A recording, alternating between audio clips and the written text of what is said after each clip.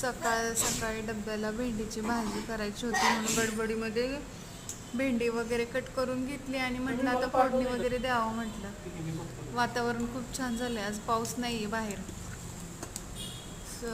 मस्त वाटतंय. 7-8 दिवस पाऊस होता, त्याच्यामुळं वातावरण सगळं हे झालं होतं.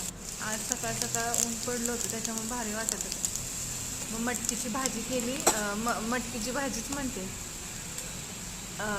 भेंडी वगैरे कापली आणि म्हटलं आता फोडणी द्यावं. मसाल्याची भेंडी छान लागते मिरचीपेक्षा. जिरे मोहरीची फोडणी वगैरे दिली, लसूण वगैरे टाकलं आणि मसाला, लसूण, कोथिंबीर वगैरे आणि मग जराशी वाफेवरती जराशी हे केली आणि चांगली शिजून दिली वाफेवरती. आणि मग शेंगदाण्याचा वगैरे कूट टाकला. म्हणलं अशी भेंडी नाही खाऊ ते साधी, ही मसाल्याची कशी छान लागते चवीला पण आणि सगळेजण खातात आवडीने. न खाणारे पण चांगले आवडीने खातात.